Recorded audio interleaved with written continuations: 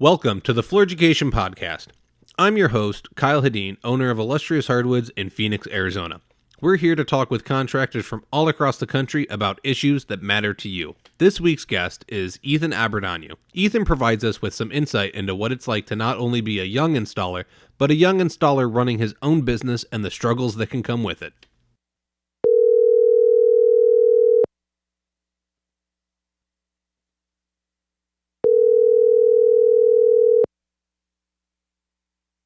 Ethan Abrudeanu, you there? Hey, Kyle. How's it going, man? It's good. How are you? Welcome to the Floor Education Pro podcast. Thanks for having me, man. It's an honor and a privilege. Oh, it is all mine. Why don't you go ahead, introduce yourself, name, business name, specialties, location, how long you've been doing it? So my full name's Ethan Abrudeanu. Most guys know me as Ethan Allen. I own and operate Broadleaf Hardwoods Co. with my brother, Peter, and we're based out of Chicago. He and I have both collectively been doing this for about 6 years now, going on 6 years. I don't know. It's been a while. Our specialty, anything hardwood flooring related. Excuse me, but mostly sand and finish has sort of been the name of our game, just based on what our market dictates. Okay. So the reason why I wanted to invite you on the show is you're young, and that's not a knock at you in any way. You're very good and talented at what you do, but how hard was it for you to grow your company into what it is today? I mean, there had to have been challenges not only from the sand and finish community about you being young and running your own show, but there had to have been challenges with clients as well and questioning, can you really do this? Do you have the skills? Man, two very loaded questions. Honestly, it's a little bit skewed, but a lot of the negative feedback I got as going out on my own came from people saying that you're not going to make it. You should really focus on school. Don't do this. This is hard labor that, you're not even going to make a ton of money in it. And there's no future in it for you. Came a lot from the old timers. Me being Romanian, there's a huge hardwood flooring community here in Chicago, and we started out working for one of those companies. And off the bat, we were told that you're never gonna be able to do this on your own, and that kind of pissed me off a little bit. I'm not very competitive, but I don't like being told I can't do something as most people do nowadays. Yeah. So we started just picking up, doing a little work here and there. You and I met in Phoenix, so I'd like to think we're pretty good pals. Yeah. So we actually, my brother and I actually kind of started our own business in Phoenix while we were working for a company there. And the gentleman that employed us really encouraged me initially to kind of consider going out on my own. And I'm sure he had his own angle in it, as he does. But, he set us up with our first set of equipment. He gave it to us. That was probably the hardest challenge is, being 23 and 24, I forget. Hold on. Yeah, 23. And not having your own set of equipment, it's expensive, especially if you want to buy something nice stuff. Mm-hmm. Especially when you hear everybody in the groups talking about, all the trios and the power drives, and you're sitting there with you got $8,000 and you got to split that all up in between, the bare minimum equipment. But the thing that helped us with homeowners the most was the fact that they saw how willing and how passionate we were about our work. It wasn't just a job for us. The second we would turn into nerds basically and go into way too much detail. As I look back, as estimates have changed, my approach to estimates have changed. I always went for the eager, overly eager, like way too much information. And, you know, it kind of always played out in my favor because clients are like, wow, this kid actually knows more than you'd expect him to know. I'm not saying I know everything, but, you know, and it kind of worked out in our favor that way. When it came to the more expensive projects, a lot of it we lost because of manpower wise, like, you know, 2 kids versus, you know, 4 adults ain't going to cut it every single time, you know? So I'd say that's been our greatest challenge. Okay. As far as, you know, as far as like being too young, from within the industry itself is we got a lot of pats on the backs. And then as soon as, you know, I got any sort of industry recognition, it was, I'm not going to say jealousy, just more of people being upset that they weren't able to get that kind of stuff, especially if they played a part in me achieving that. I don't know. It's all in the past. Fences have been mended, so it's not something I really like to think about it. Well, and I think you're coming up at an interesting time because there's always this talk of we need young kids in the trade. We need young kids in the trade. We need young kids in the trade. And there finally is one, but you're not necessarily encouraged in the way you should be. And it's kind of like you can't have it both ways. You can't get these young kids and expect them to stay with you. You know, it's the what if we train them and they leave versus a what if we don't train them and they stay situation. You can't get it both ways. You've got to sit there and let's set everybody up for success. Let's not have competition. Let's build a better trade. Honestly, I think a lot of it comes down to like, I mean, I experienced a little bit part of it, but it was one of those things like you had to put your time in. You had to put your time in and like learn and apprentice and all of that. And, you know, you got guys like now who, for all intents and purposes, you spend enough time on those groups, like you could probably walk out of there being an average floor sander. Like, you know, so, you know, and I think that the reason why a lot of people get annoyed or upset is that, you know, you got these kids that are learning extremely quickly. And I'm not the only one. I mean, there's other guys that for some reason they've managed to maintain a low key presence. Apparently I'm a social butterfly, so everybody knows me.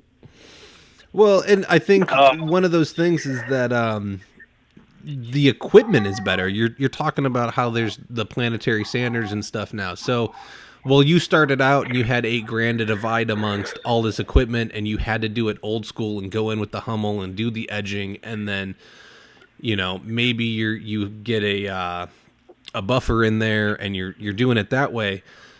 You can churn out some really nice floors a lot quicker these days with some of the advanced technology. It's good to know the old way. Like, there's a lot of guys that can't do it that way. Yeah, well, I'll tell you a little secret. I still don't own a planetary. I just use a multi-disc and just a regular RS-16 buffer. There's just, I don't know.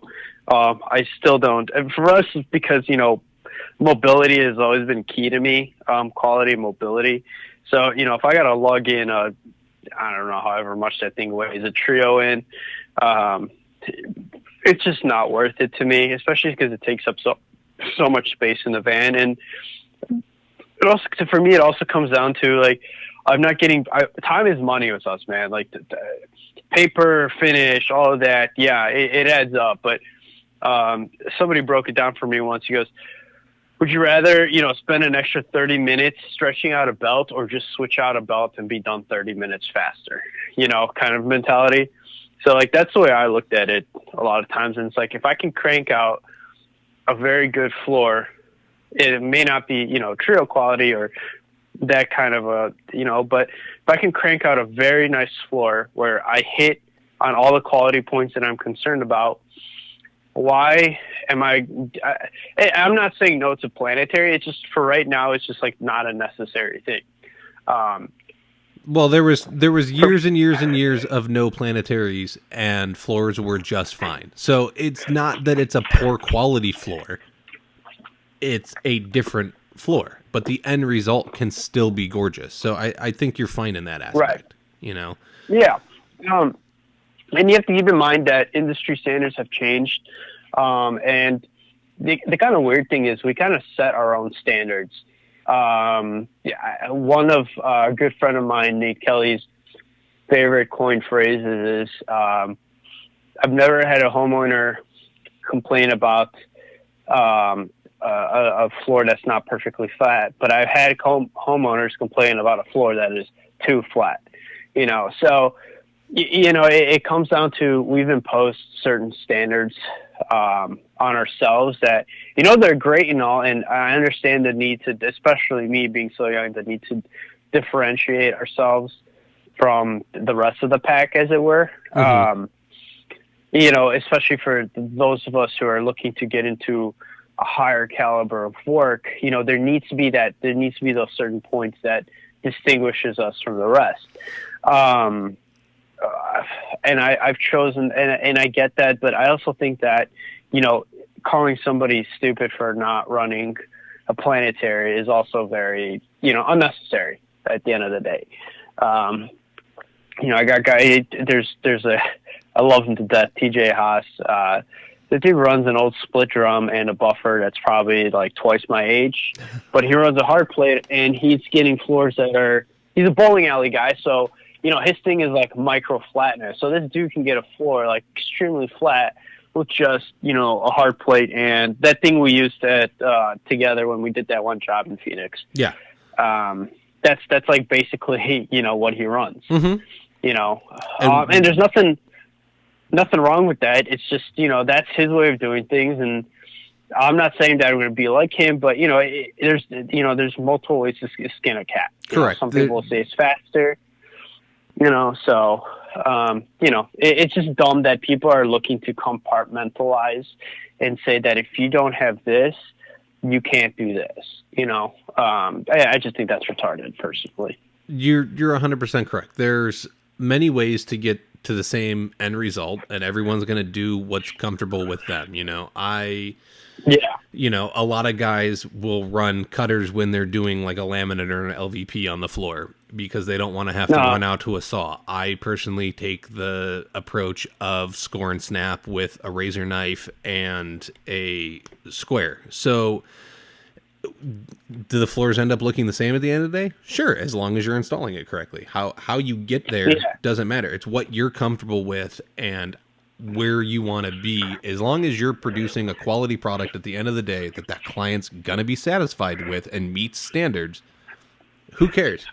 Whatever you're comfortable with gets you there the quickest. We're all getting paid by the square foot for the most part, unless you're an hourly guy, and there's nothing wrong with that. You can be on somebody's crew. You don't have to run your own show.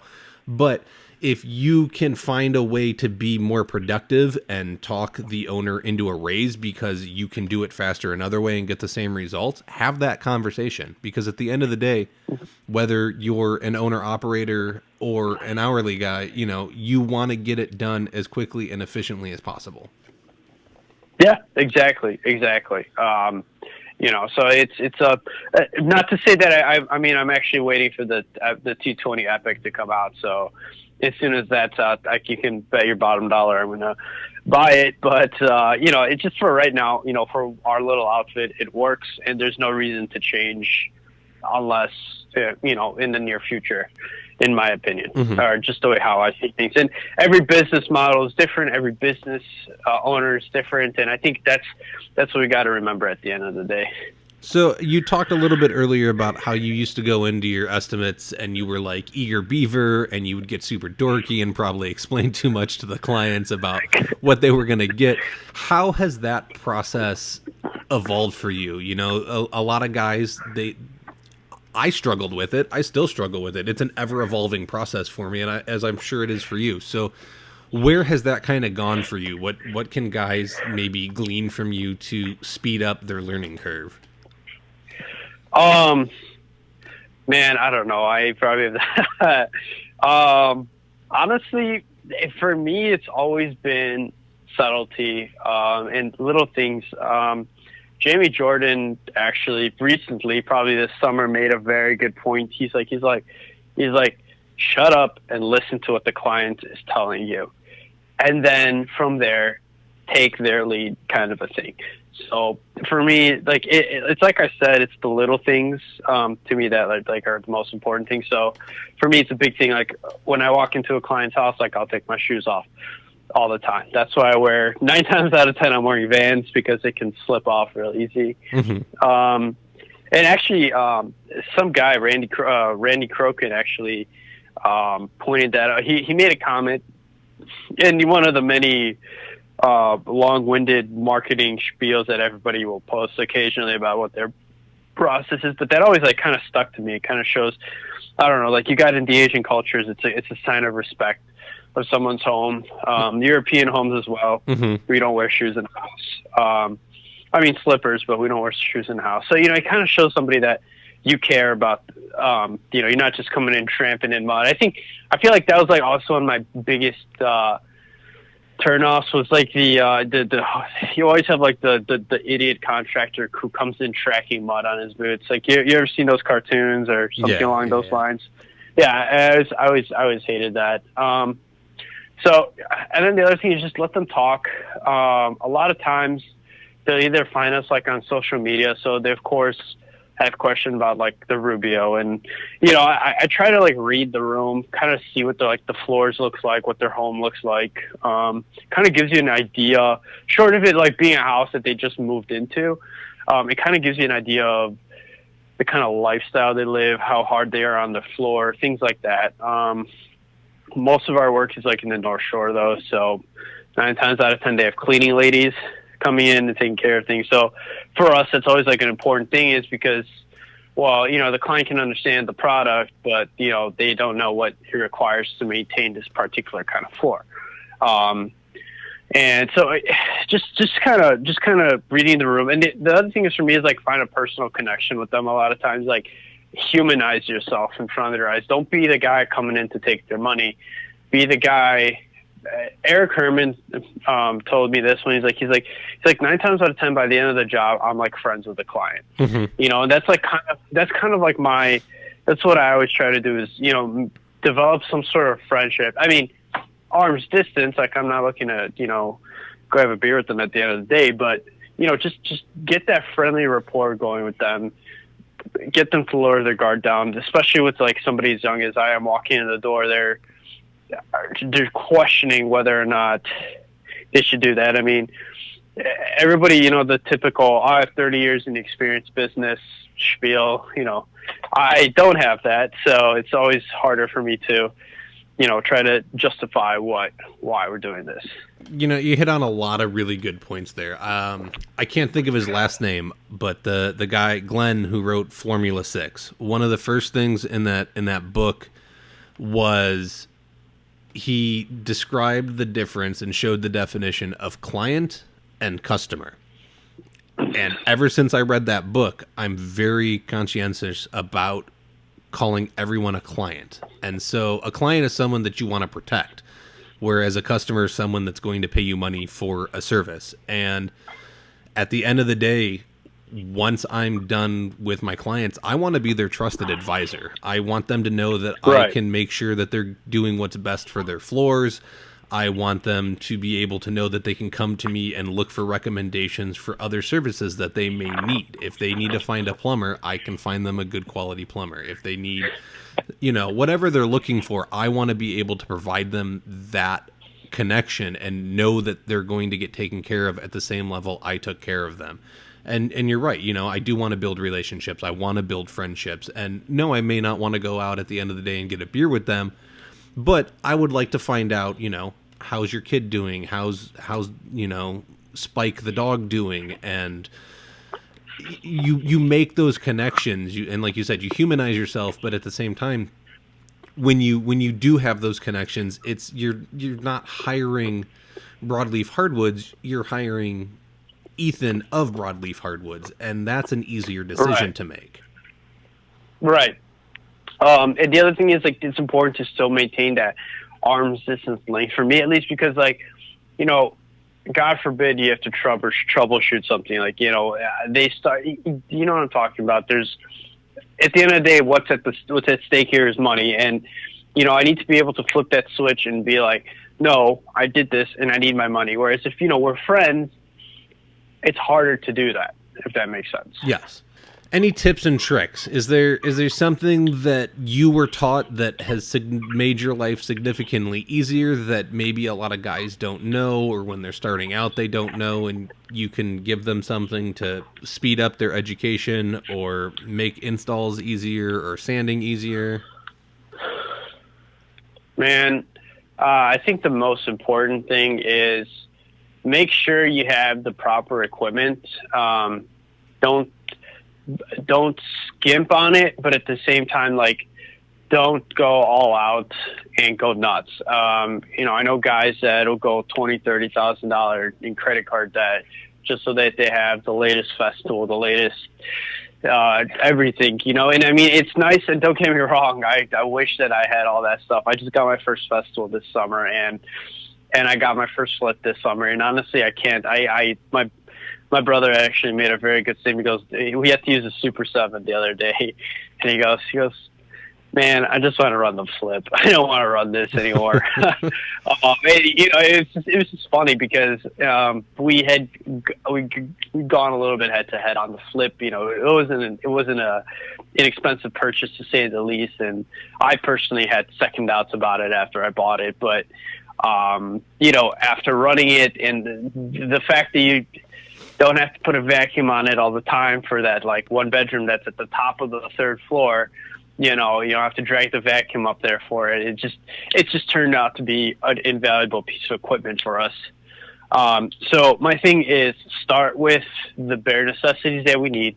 Make sure and invest in those bare necessities. So if you got to I would recommend buying a Hummel, your big machine, brand new, and learning how to work on it, learn how to do it. I mean, think about Phoenix, man. You got nothing around there that'll help you fix it. You got to get it fixed. You ship it out to Gallagher. Gallagher will ship it out to Denver, and then it'll take you 3 weeks to get it back. So that was, like, for me, it was like a big, like, oh crap moment. Yeah, it's what you're saying is 100% true. You can go to Harbor Freight and you can pick up a bunch of cheap tools, but are they going to last? My biggest thing has always been buy once, buy right, and I've gone against that a couple of times, and it's bit me in the butt.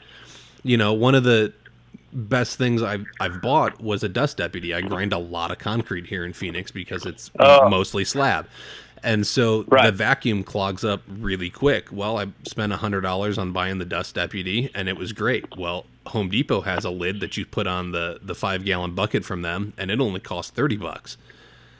There's no comparison. It doesn't work the same way. And so now I have this $30 bucket lid sitting around that just sits there doing nothing. And I need to go buy another dust deputy for $100.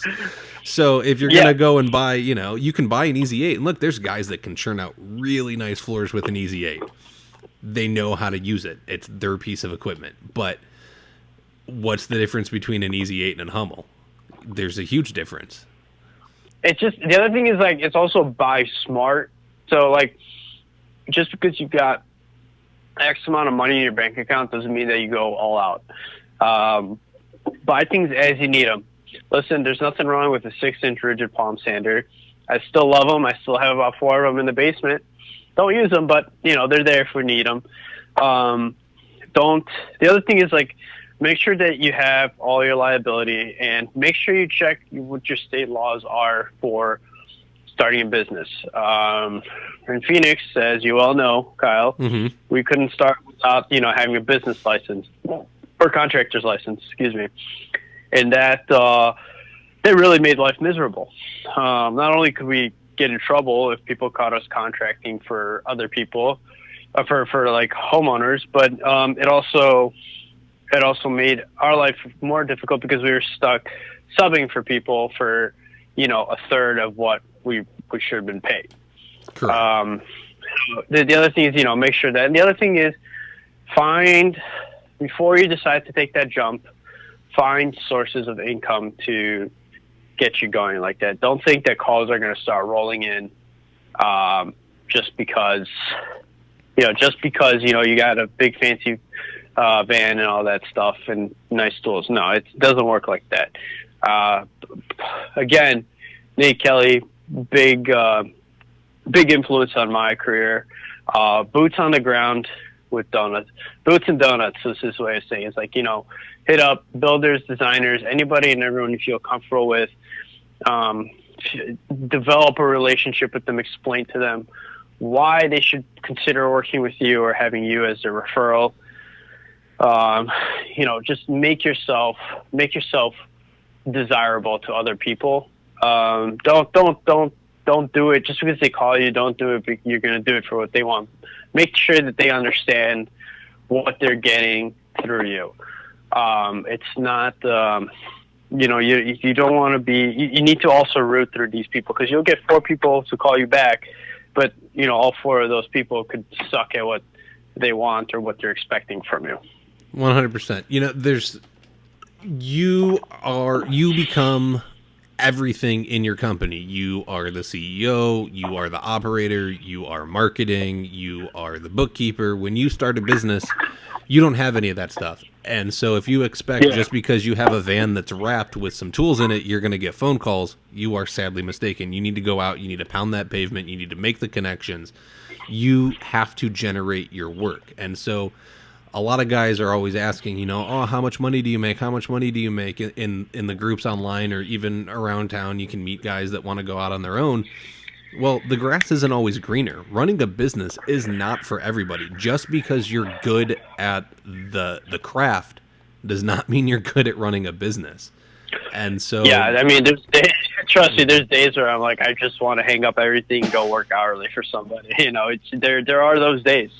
It ain't a cakewalk. No. To say the least. So that's another thing is, think very, very carefully about why you're doing this. If you're doing this for the money, I would really recommend you consider twice about that, because the money doesn't come right away. It doesn't come easily, and it goes very quickly. Unless you're like a genius accountant and you know what to do with it, and that's great. But the most important thing is, and this is another thing I learned from Toby, was save.